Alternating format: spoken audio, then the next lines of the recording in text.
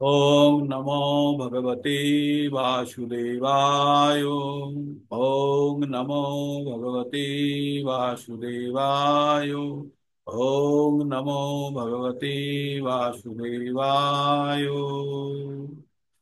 তো আজকের ক্লাসে আমাদের প্রধান বিচার্য বিষয় 2 নম্বর অধ্যায় 7 নম্বর শ্লোক থেকে আজকে শুরু হবে।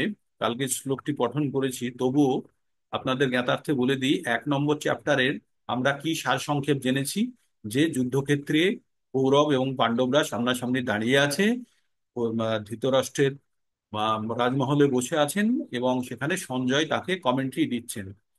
আর সঞ্জয়কে ধৃতরাষ্ট্র জিজ্ঞেস করলেন, ধর্মক্ষেত্রে কুরুক্ষেত্রে সমাবেতা যুযুৎসবা মাম কা পাণ্ডবশ্চৈব কিং কুর্বত সঞ্জয়। ধৃতরাষ্ট্র উবাচ, ধৃতরাষ্ট্র জিজ্ঞেস করলেন, হে সঞ্জয়, আমার পুত্ররা এবং পাণ্ডুর পুত্ররা ধর্মক্ষেত্র কুরুক্ষেত্রে যে সমবেত হয়ে যুদ্ধ করার ইচ্ছে নিয়ে জন্ম মানে ওখানে পৌঁছেছে, তারা কি করলো, কি করছে, নয় কি করলো, মানে অতীত সম্বন্ধেই বলছে। ঠিক আছে। তারপরে সঞ্জয় বিভিন্ন ভাবে সেটা ব্যাখ্যা করার চেষ্টা করেছেন। তো এবার যখন ব্যাখ্যা করছে তখন বিভিন্ন স্টেজের মধ্যে দিয়ে আমি একদম সংক্ষেপে চলে যাচ্ছি আপনাদের জ্ঞাতার্থে।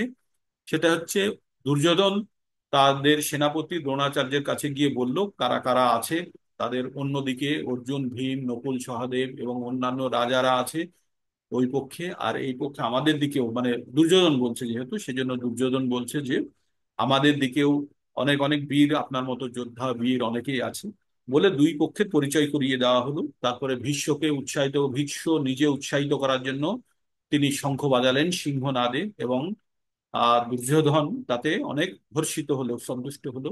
তারপরে অন্য পক্ষ থেকে ভগবান কৃষ্ণ, তারপরে অর্জুন এবং বাকি অন্যান্য যোদ্ধারা এবং পাণ্ডবরা সকলে মিলে শঙ্খ বাজালো। শঙ্খ বাজানোর পরে মোটামুটি যুদ্ধের একটা প্রস্তুতি তৈরি হয়ে গেছে। তখন অর্জুন ভগবান কৃষ্ণকে বললেন, আপনি রথটি ওই সৈন্যদের মাঝখানে নিয়ে চলুন, আমি দেখতে চাই কারা যুদ্ধ করতে এসেছে। তখন ভগবান রথ নিয়ে গেলেন। এবার অর্জুন দেখতে থাকলেন কারা কারা যুদ্ধ করতে এসছে। তো যুদ্ধক্ষেত্রে যাদের দেখলেন তাদের দেখে তার মন খারাপ হয়ে গেল। যাদের দেখলেন সব আত্মীয় স্বজন, কাকা, ভাই, মামা, শ্বশুর, শালা, পুত্র, পৌত্রা, মানে পৌত্র, এই সকলকে দেখে অর্জুনের মন ভীষণ খারাপ হয়ে গেল। তখন মনে হলো যে আমরা কিসের জন্য যুদ্ধ করতে এসেছি, এই সামান্য আমরা রাজ্যের জন্য যুদ্ধ করতে এসেছি। এটা এটা তো পাপ হবে, অমক হবে বলে ওর মনের মধ্যে ভীষণ মন খারাপ হতে লাগলো। তখন মনে হলো যে আমি যদি যুদ্ধ করি তাহলে এখানে পুরুষরা সব নিহত হয়ে যাবে, স্ত্রীরা বিধবা হয়ে যাবে। স্ত্রীরা বিধবা হয়ে গেলে স্ত্রীরা কি করবে, তারা কলুষিত হয়ে যাবে, তাদের রক্ষা করার কেউ থাকবে না। তখন আহ, অজাতিত সন্তান উৎপন্ন হবে সংসারে। আর সংসার কি হবে, জগৎ সংসার বর্ণ সংকরে ভরে যাবে। আর বর্ণ সংকর হওয়া মানেই কি হবে, তখন আর কেউ, তারা তাদের পূর্বপুরুষের জন্য পিণ্ডদান ইয়াদি কর্ম বা তর্পণ এইসব বন্ধ হয়ে যাবে। তাহলে যারা যে কারণে এই সব ঘটলো সেও নরকে যাবে, এবং পিতৃকুল যারা, যাদের উদ্দেশ্যে এই তর্পণ করা হচ্ছে না, তারাও নরকে যাবে। মানে সমস্ত সংসারের দুঃখের কারণ হয়ে অর্জুন নিজেকে ভেবে ফেললো সে সমস্ত দুঃখের কারণ। এই ভেবে অর্জুন বলল যে আমার গা হাত পা শুকিয়ে যাচ্ছে, আমি যুদ্ধ করতে পারবো না, বলে সে তার গান্ডিব রেখে দিল। এটা হচ্ছে প্রথম অধ্যায়ের সারসংক্ষেপ। যারা এখনো পাঠাননি তারা পাঠাতে পারেন, পাঠালে আমার খুব ভালো লাগবে, এবং আপনাদের যে একটা ওভারঅল উন্নতি হচ্ছে সেটাও আমি দেখতে পারবো। আর এই উন্নতিটা দেখা যাবে 6 মাস পরে, যখন আমরা পুরো ভাগবত গীতাকে একদম মানে মুখস্থ, কণ্ঠস্থ বা এর সার বুঝে আমাদের জীবনে অ্যাপ্লাই করতে শুরু করেছি। ঠিক।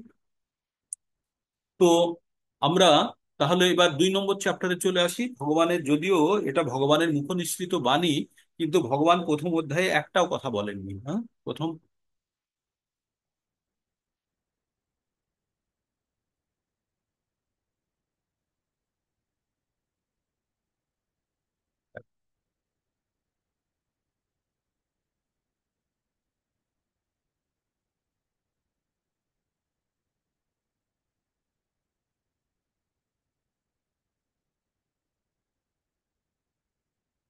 তো ভগবান, যেহেতু ভগবানের মুখ নিঃসৃত বাণী, সেই জন্য ভগবান কি করলেন, আহ ভগবান কিন্তু প্রথম অধ্যায়ে একটাও কথা বলেননি, সমস্ত তিনি শুনছিলেন। এবং 2 নম্বর অধ্যায়ে যখন অর্জুন ভীষণ মন খারাপ করে বসে গেলেন, তখনই ভগবান ভগবান কি করলেন, তখন বললেন যে এইবার আমার টেক ওভার করা উচিত, ঠিক আছে। তাই ভগবান 2 নম্বর অধ্যায় থেকে ভগবান টেক ওভার করছেন। তো ভগবান যখন টেক ওভার করছেন, তখন ভগবান প্রথমেই কথাটি বলেননি। ভগবান যে কথাটি অর্জুন আহ বলে গেছেন, কিন্তু অর্জুন অর্জুন যেহেতু একটা মিনিট সময় দিন, তো 1 মিনিট সময়, 1 মিনিট সময় দিন।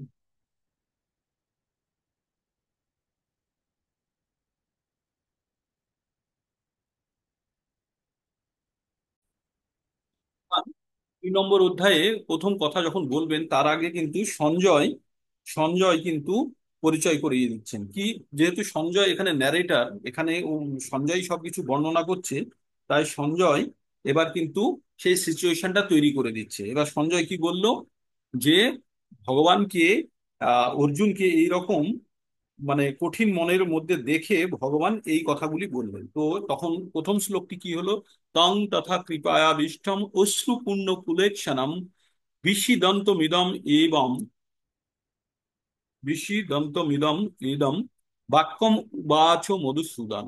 এখানে ভগবানের নাম বিভিন্ন রূপে আপনারা শুনতে পাবেন। বিভিন্ন রূপে কখনো ভগবানকে বলা হবে মধুসূদন, কখনো অরিসূদন, কখনো আহ বিভিন্ন নামে মাধব, বিভিন্ন নামে ভগবানকে ডাকা হবে বা নাম ন্যারেট করা হবে। তো সঞ্জয় কি বললেন, যে অর্জুনকে এইভাবে অনুতপ্ত এবং ব্যাকুল অশ্রুসিক্ত দেখে কৃপা আবিষ্ট হয়ে মধুসূদন, মানে কৃপা আবিষ্ট মানে দয়া হয়েছে, কিন্তু মধুসূদনকে মধু নামক দৈত্যকে মেরেছিলেন, হ্যাঁ?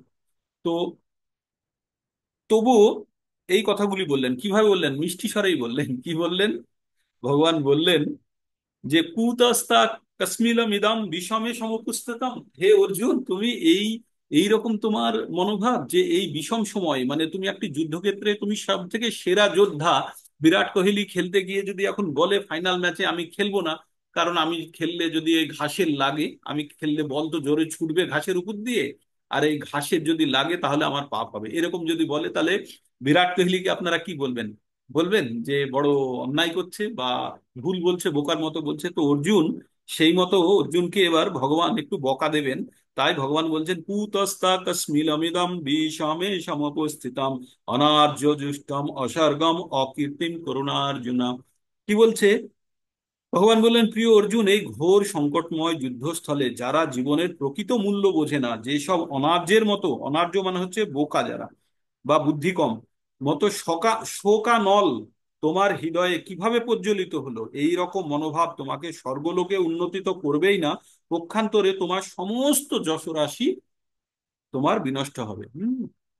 তো তুমি, সবাই আমরা কি ভাবি, ভালো কাজ করলে আমরা স্বর্গে যাব তাই ভাবি। তো তাই সেই অর্জুনের সেই যে ধারণা ছিল, সেই ধারণা থেকেই ভগবান অর্জুনকে এই কথাটি বললেন। তার পরিপ্রেক্ষিতে ভগবান আর একটি কথা কি বললেন, এগুলো কিন্তু ভগবান বলছেন, ভগবান 2 নম্বর চ্যাপ্টারের 2 নম্বর শ্লোক থেকে বলতে শুরু করেছেন। তারপরে ভগবান কি বললেন, বললেন যে ক্লৈব্যম মা স্বগমা পার্থ নৈতত্য উপপদ্যতে ক্ষুদ্রাং হৃদয়ং দুর্বলং তত্ত্ব উত্তিষ্ঠ পরন্তপ। বললো, হে পার্থ, এই অসম্মানজনক ক্লিবের মতো, মানে ওকে বললো তুমি নপুংসক, বাংলায় একদম পরিষ্কার ভাবে তুমি নপুংসকের মতো এইভাবে তুমি ক্লিবের মানে এইভাবে তুমি আহ দুর্বল হয়েও না।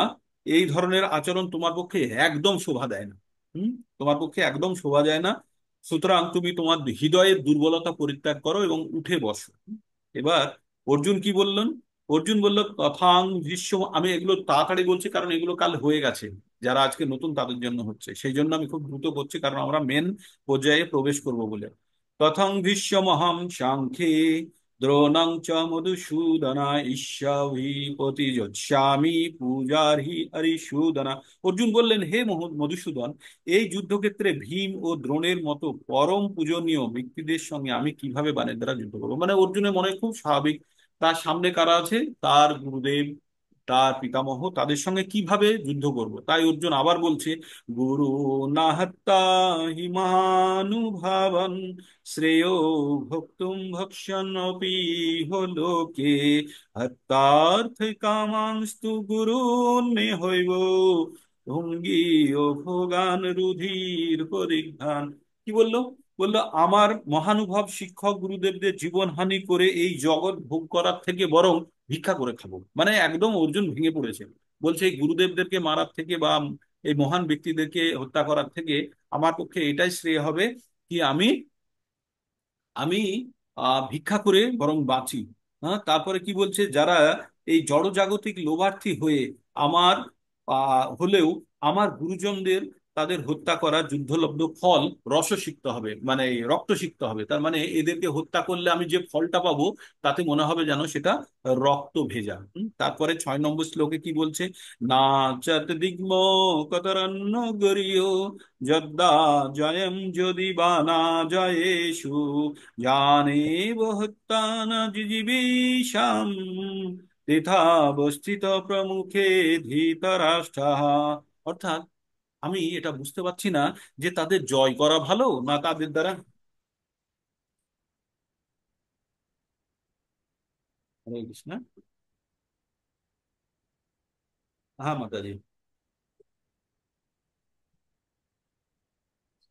आज के लिए दिया है, आज का?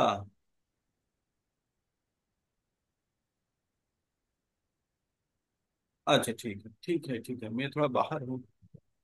अच्छा ठीक है, वो तो कल वाला तो अलॉटमेंट हो गया दूसरा किसी को, ठीक है, आपको बाद में दे दूंगा।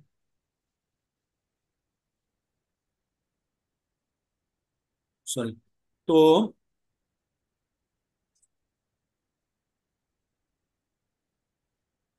তাদের জয় করা ভালো না তাদের দ্বারা পরাজিত হওয়া ভালো, আমি ঠিক বুঝতে পারছি না। রণাঙ্গনে আমার সামনে উপস্থিত ধৃতরাষ্ট্রের পুত্ররা তাদের হত্যা করে হলে আমাদের আর বেঁচে থাকতে ইচ্ছে করবে না। মানে ও তখন মনের দিক থেকে ভাবছে যে মরে যাওয়া ভালো না মেরে ফেলা ভালো, বা আমার শত্রুরাই যদি আমাকে মেরে ফেলে তাহলে কি ভালো। এরকম মনের মধ্যে একটা ভীষণ সংশয় তৈরি হয়ে গেছে, সে আর কিছু বুঝতে পারছে না। এইবার 7 নম্বর শ্লোকা যেখান থেকে আজকের পঠন শুরু হবে। 7 নম্বর শ্লোকা কালকেও আমরা উচ্চারণ করেছিলাম, পঠন করেছিলাম, আপনারাও করবেন। আপনাদেরকেও বলি যে এই শ্লোকটি ভীষণ গুরুত্বপূর্ণ, প্রত্যেকে এই শ্লোকটিকে মুখস্থ করতে হয়, প্রত্যেককে। প্লিজ এই শ্লোকটি আপনারা মুখস্থ করার চেষ্টা করবেন।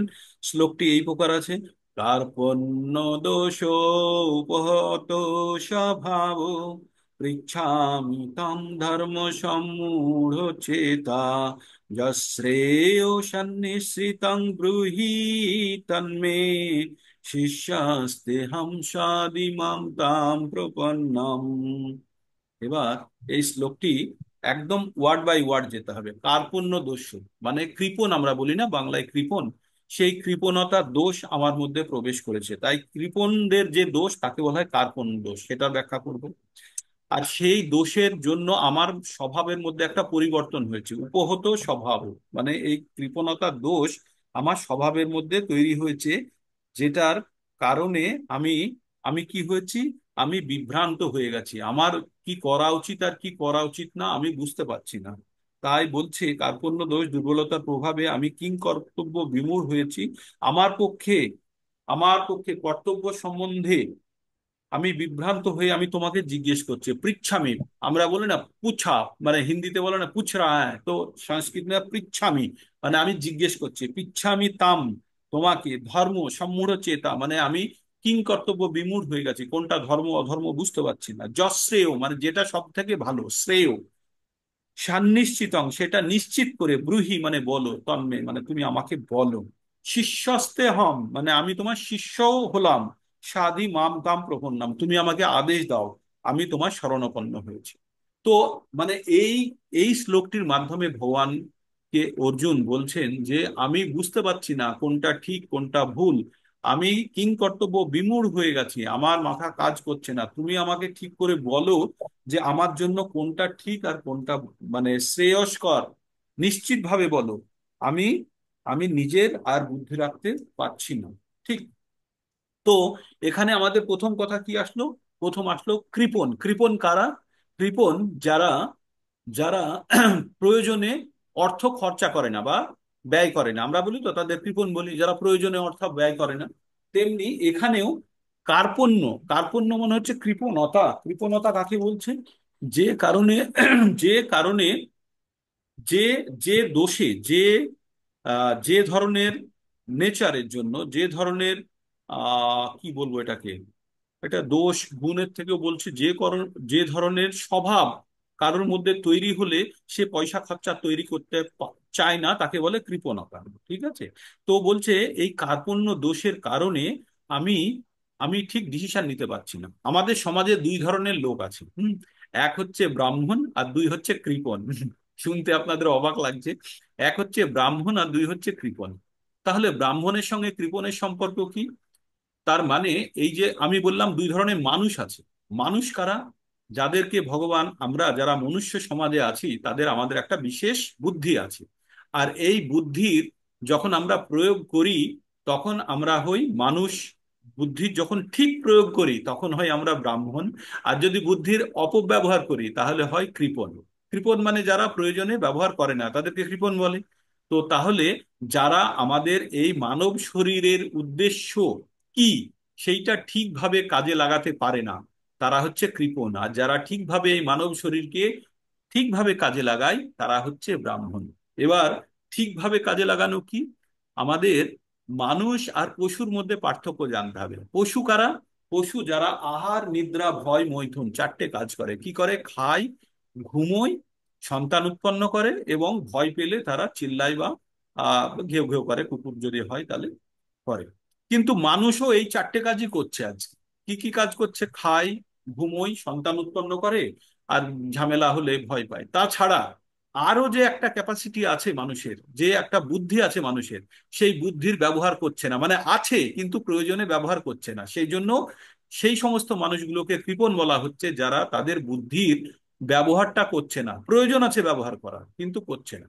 তাই একটি শ্লোকে বলা হয়েছে, আহার নিদ্রা ভয় মৈথুনং চ সামান্যম এদাত পশুভির নারানাম ধর্ম হি তেষাং অধিকো বিশেষ ধর্মে নাহি না পশুভির সমানা। কি বলছে? বলছে যে আহার নিদ্রা ভয় মৈথুন এই চারটি কাজ পশুরাও করে, মানুষেও করে। তাহলে মানুষ আর পশুর মধ্যে কোনো পার্থক্য নেই যেখানে এই চারটে কাজ নিয়ে। ওরা বরং আমাদের থেকে আরো ভালোভাবে ওই চারটে কাজ করতে পারে। ঠিক আছে? কিন্তু তার মধ্যে মানুষ আর পশুর মধ্যে একটা জিনিসই পার্থক্য নির্ধারণ করেছে, সেটা কি? ধর্ম। আর ধর্ম কি? মানুষের ধর্ম কি? মানুষের বুদ্ধি আছে। মানুষের ধর্ম কি? মানুষের ধর্ম হচ্ছে জীবেরে স্বরূপ হয় কৃষ্ণ নিত্য দাস। আমরা কারো না কারো দাসত্ব করি সবসময়, কারো না কারো, হয় ইন্দ্রের দাসত্ব করি, না হলে আমাদের নেতার দাসত্ব করি, না হলে কোনো আরো কারো বড় কারো দাসত্ব করি। কারণ আমরা স্বতন্ত্রভাবে থাকতে পারি না। যেমন একটা ইলেকট্রন খালি থাকতে পারে না, কোনো তার সমপর্যায়ের আরো কারোর সঙ্গে যুক্ত হয়ে তাকে বন্ডিং করে থাকতে হবে। তেমনি আমাদের স্বভাব, মানে মনুষ্য ধর্মের স্বভাব, আমরা কখনো একা স্বতন্ত্র ভাবে থাকতে পারে না। যতই বলি আমি স্বতন্ত্র অমুক তমুক, কিন্তু আমার মাথার উপরে আমাদের সব সময় একটা ছাতা চাই। ছাতা মানে যার চরণাশ্রয়ে আমরা বাঁচতে চাই। আর সেটাই হচ্ছে আমাদের থেকে কোনো সুপিরিয়ার পাওয়ার। তো সে কাউন্সিলর হতে পারে, সে এমএলএ হতে পারে, এমপি হতে পারে, প্রধানমন্ত্রী হতে পারে, বা আম, কে ও তার নাম কি, ট্রাম্প হতে পারে, এরা হতে পারে। কিন্তু তার থেকে উপরে কে? আমাদের যদি কারো দেব দেবতা হতে পারে। আমরা বলি না, মা কালীর আশ্রয়, শিবের আশ্রয়, ব্রহ্মার আশ্রয় নিয়েছি, কালী দুর্গার আশ্রয় নিয়েছি।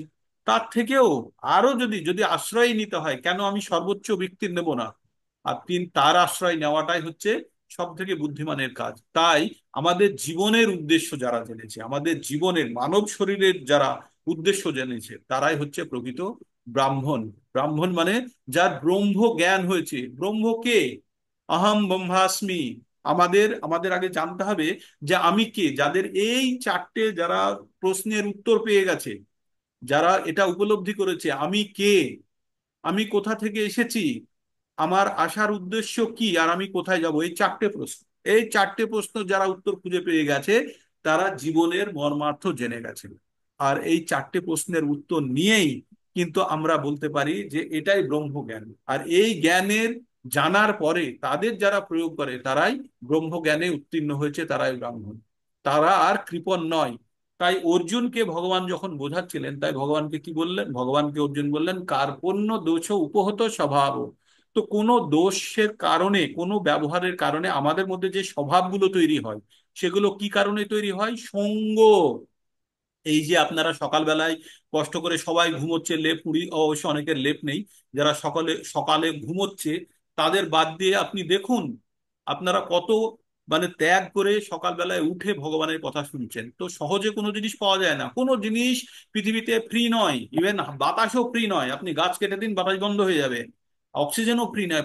প্রত্যেকটা জিনিসের জন্য আপনাদেরকে পে করতে হবে, আর সেটা হচ্ছে সময়, ইচ্ছা, বুদ্ধি, পরিশ্রম। এইগুলো হচ্ছে আমাদের মূল্য, যেগুলো দেওয়ার পরিবর্তে আমরা জ্ঞান অর্জন করি। আর এই জ্ঞানের সৎ উপয়োগ, সদুপয়োগ যেটাকে বলা হয়, সেটা করাই হচ্ছে মানুষ জীবনের চরম উদ্দেশ্য।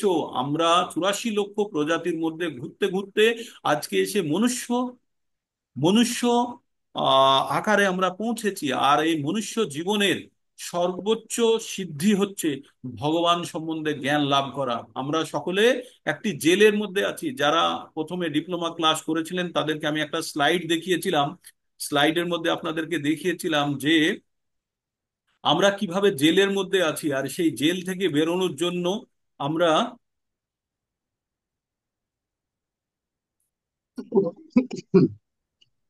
এই এই জেল থেকে আমরা বেরোনোর জন্য এই জেল থেকে আমরা বেরোনোর জন্য চেষ্টা করছি কখন?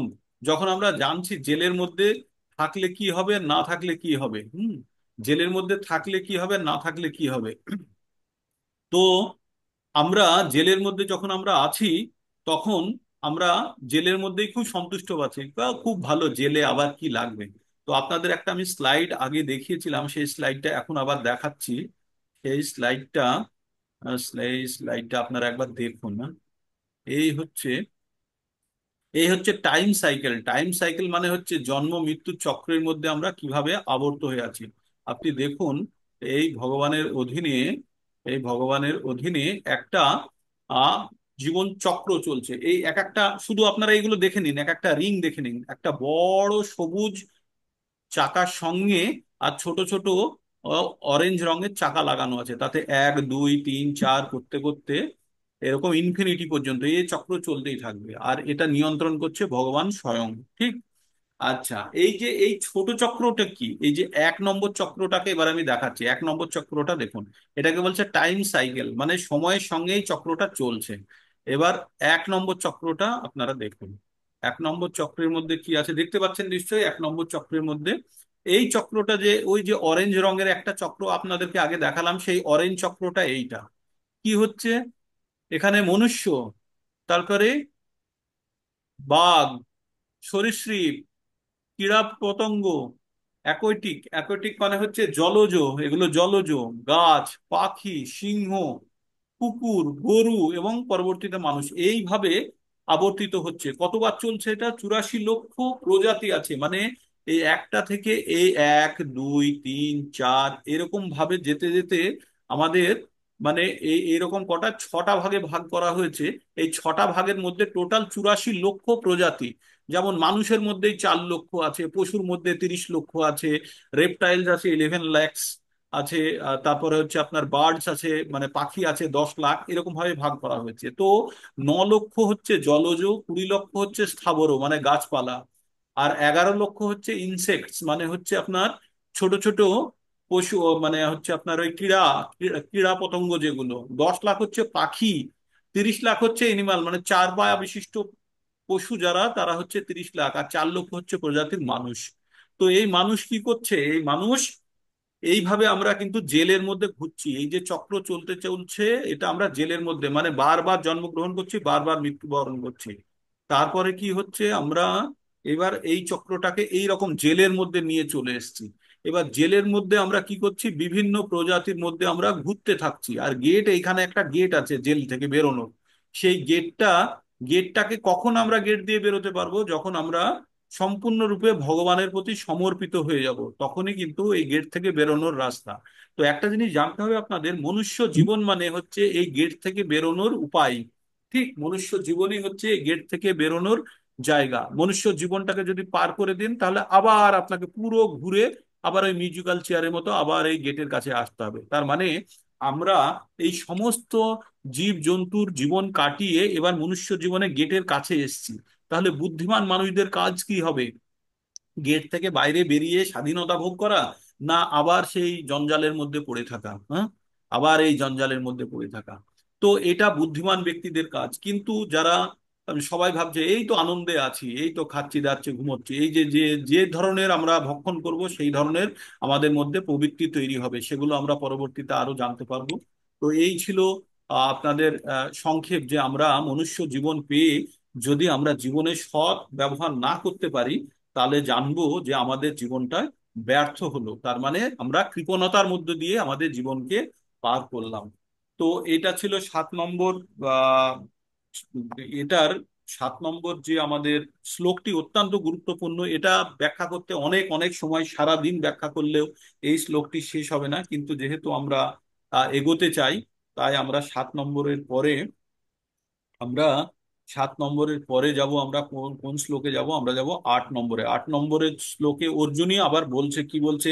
নাহি প্রপশ্যামি মম উপনুদ্যাত যস্য শকম শকম উচ্ছেষণ ইন্দ্রিয়াণাম অবাপ ভূমা বশরি পত্তম পত্তম ঋদ্ধম রাজ্যম সুরণাপপি চাপি চাধিপত্যম নাহি প্রপশ্যামি মম উপনুদ্যাত যস্য শোকম উচ্ছেষণম ইন্দ্রিয়াণাম অপাপ্ত ভূমাবশোপত্তম ঋদ্ধম রাজ্যম সুরণাম সুরণামপি চাপি চাধিপত্যম। এবার অর্জুন কি বলছে? বলছে আমার ইন্দ্রিয়গুলিকে জ্বালিয়ে দিচ্ছে। যে শোক কিভাবে আমি দূর করব তা আমি জানি না। স্বর্গের দেবতাদের মধ্যে একবার কি বলেছিল, ভগবান বলেছিল না তুমি বা ও মনে হচ্ছিল না যে রাজ্য সুখ ভোগ করবে অমুক তমক, কিন্তু সে বলছে স্বর্গের দেবতাদের মধ্যেও মত অধিপত্য দিয়ে যদি প্রতিদ্বন্দ্বিতা বিহীন এই রাজ্য পৃথিবী লাভ, এই রাজ্যে পৃথিবীতে লাভ করলেও আমার এই শোকের বিনাশ হবে না। মানে অর্জুন বলছে আমার গা হাত পা জ্বলে যাচ্ছে, পুড়ে যাচ্ছে, রাজ্য তুমি স্বর্গ সুখ কি, তুমি সমগ্র বিশ্ব যদি আমাকে ত্রিভুবন দিয়ে দাও, তবু আমার এই শোক, এই যে কষ্ট আমার দূর হবে না। তার মানে অর্জুন সম্পূর্ণরূপে ভেঙে পড়েছে। সম্পূর্ণরূপে অর্জুন সম্পূর্ণরূপে ভেঙে পড়েছে। হ্যাঁ। তো এই এই যে বলছে উচ্ছেষণ, উচ্ছেষণ আর ইন্দ্রিয়নাম, মানে আমরা আমাদের শরীরের যে কোনো জিনিস খবরকে দেয় আমাদের ইন্দ্রিয়গুলি। আমাদের ইন্দ্রিয়গুলি কি কি? চক্ষু কর্ণ নাসিকা জিহ্বা ত্বক, এইগুলো হচ্ছে আমাদের ইন্দ্রিয়। আমরা আর এগুলো হচ্ছে আমাদের জ্ঞানেন্দ্রিয়, সেগুলো আমাদের মনকে খবর দেয়, আর মন সেটা নিয়ে যায় বুদ্ধির কাছে। আর আমাদের ওই বুদ্ধি আবার মনকে বলে এই কাজগুলো করাও। তারা করে, তারা আবার 5টা কর্মেন্দ্রিয় করে। 5টা কর্মেন্দ্রিয়ের নাম কি? 5টা কর্মেন্দ্রিয়ের নাম হচ্ছে পানি পাদ, মানে হাত পা মুখ উদর আর উপস্থ। ঠিক আছে, এই হচ্ছে 5টা কর্মেন্দ্রিয় আর 5টা জ্ঞানেন্দ্রিয়। তো এই 5টা কর্মেন্দ্রিয় 5টা জ্ঞানেন্দ্রিয় মিলে আমাদের এই বহির্জগতের সঙ্গে যুক্ত করে রেখেছে, এবং আমাদেরকে, আমাদের মনকে দিয়ে আত্মা পর্যন্ত খবর দেয়। আমাদের আত্মা কোনো কিছু ভোগ করতে পারে না। আমাদের আত্মা ভোগ করে কিভাবে? আমাদের আত্মা ভোগ করে, আমাদের আত্মা ভোগ বা আত্মার কাছে যে খবরগুলো যায় সেগুলো সব ইন্দ্রিয়ের দ্বারা। তাই পরবর্তীতে আমরা পড়বো আমাদের সবকিছুর মূল হচ্ছে আমাদের এই ইন্দ্রিয়, জড় ইন্দ্রিয়। এই জড় ইন্দ্রিয়কে যখনই আমরা সামান্যভাবে কন্ট্রোল করতে পারবো, তখন কিন্তু আমাদের আমাদের মনের চঞ্চলতা দূর হয়ে যাবে। ঠিক তো, এই গেল 8 নম্বর। এবার 9 নম্বরটাও পড়ে দিই। এব মুক্তা ঋষিকে সঞ্জয় উবাচ। কে বলছে এই কথাটি? এই কথাটি বলছে এবার সঞ্জয়, মানে অর্জুন। এবার অর্জুনের পেট খালি করে সব বলে দিয়েছে, কষ্টের কি জায়গা না জায়গা। আর অর্জুনের কাছে কোনো যুক্তি এই মুহূর্তে নেই। সে তার ভগবানের কাছে সারেন্ডার করেছে। এবার এই কথাগুলো এবার কে বলছে? সঞ্জয় বলছে। সঞ্জয় কি বলছে? এব মুক্তা ঋষিকেশং পুরাকেশ পরন্তপ না যৎস ইতি গোবিন্দ মুক্ত ত্রিসিং বহু।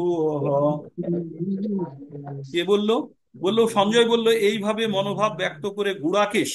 গুড়াকেশ মানে যে নিদ্রাকে জয় করেছে তার নাম হচ্ছে গুড়াকেশ। হ্যাঁ, যে নিদ্রাকে নিদ্রাকে যে জয় করে ফেলেছে তার নাম হচ্ছে।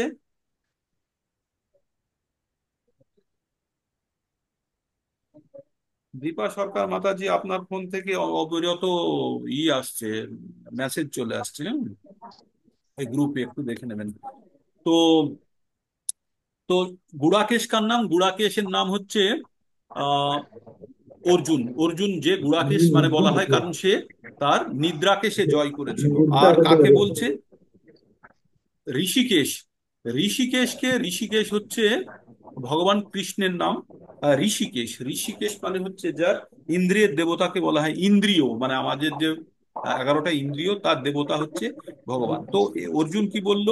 সঞ্জয় বলল যে এব মুক্তা ঋষিকেশ, মানে সঞ্জয় এইভাবে মনোভাব ব্যক্ত করে অর্জুন ভগবানকে বলল, হে গোবিন্দ, আমি যুদ্ধ করব না। মানে ফাইনাল কথাটা বলেই দিল। এতক্ষণ মানে বলার চেষ্টা করছিল, আমার গা জ্বলে যাচ্ছে, আমার ভালো লাগছে না, আমরা স্কুলে না যেতে হলে কি বলে, পেট ব্যথা করছে, মা আজকে এ লাগছে ও লাগছে, শেষে ফাইনালে যখন বললো তুই কি বলতে চাইছিস বল, তখন সে বলে ফেললো আজকে আমি স্কুলে যাব না। তো তেমনি অর্জুন এত কথা এসব যুক্তি টুক্তি দেওয়ার পরে ফাইনালি সে আসল কথাটা বলেই দিল। কি কথা আসল কথাটা? যে আমি যুদ্ধ করব না বলে সে বসে গেল। বলল এবার যুদ্ধ করতে, এবার বসে গেল। কিভাবে বসে গেল? তমুবাচ ঋষিকেশ, তমুবাচ ঋষিকেশ প্রহসন্নিব ভারত, সেনায় উভয়ের মধ্যে নিশীদন্তমিদং বচ।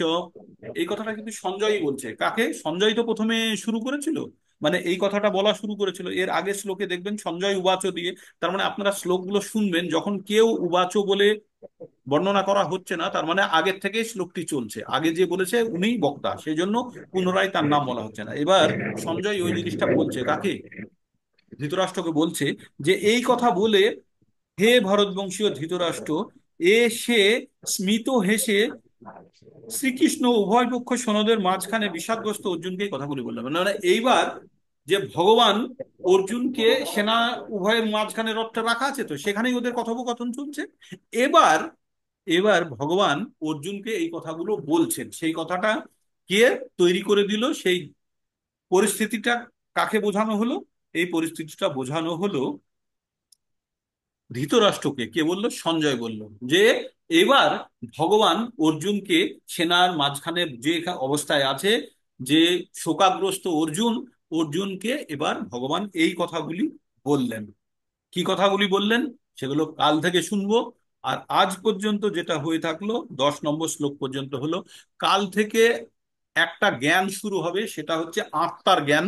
আত্মা কি সেই সম্পর্কে কালকে আমাদের জ্ঞান শুরু হবে। এবার আত্মা সম্বন্ধে আমরা কালকে বিশদভাবে জানবো যে আত্মা কি আর আত্মার চালককে, পুরো বিষয়টি আমরা কালকে এর থেকে জানবো। তো আজ পর্যন্ত যেটা আমাদের এখনো পর্যন্ত আমাদের জানা হলো যে কাউকে যদি কখনো কোনো জ্ঞান দেওয়া হয়, সে যদি সর্বতোভাবে সমর্পণ করে না আসে, তাকে জ্ঞান দিলে সে জ্ঞান গ্রহণ করবে না। একজনের প্রকৃত উদ্দেশ্যে যার কোনো প্রয়োজন আছে তখনই আপনি তাকে যদি সাহায্য করেন, তাহলে সেটা হবে প্রকৃত সাহায্য। আর যদি সেভাবে যদি সাহায্য না করেন, কারোর প্রয়োজন নেই, তখন যদি সাহায্য করেন, তাহলে সে সাহায্যের দাম তার কাছে থাকলো না। তা সেই জন্য ভগবান প্রথম অধ্যায়ে কোনো কথা বলেননি যতক্ষণ না পর্যন্ত অর্জুন তার প্রয়োজন সঠিকভাবে ভগবানের কাছে ব্যক্ত করেছিল। তো এই ছিল আজকে সামারি। আর আপনাদের কারো কিছু বলার থাকলে প্লিজ হ্যান্ড রেজ করুন বা আনমিউট করে বলতে পারেন।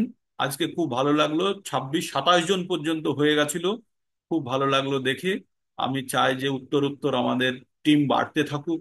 আর নেক্সট 6 মান্থের মধ্যে আমরা যেন দেখতে পাই যে আমার জুমের ক্যাপাসিটি 100, যেন 100 ফুল হয়ে গেছে। মানে আমার এরকমও দেখার ইচ্ছা আছে যে 2-1 জন জয়েন করতে পারছে না, কি বলে যে প্রভু 100 হয়ে গেছে, এখন কি করে জয়েন করব। এটাও আমি শুনতে চাই। ঠিক আছে? তো সুন্দর হবে, খুব সুন্দরভাবে এগোচ্ছে। আমরা প্রথম 1 এপ্রিল শুরু করেছিলাম। আমরা সবাই এপ্রিল এপ্রিল ফুল করি না, এপ্রিল ফুল। তো এপ্রিল ফুলের পরিবর্তে রেকর্ডিংটা বন্ধ করে দিন, হ্যাঁ?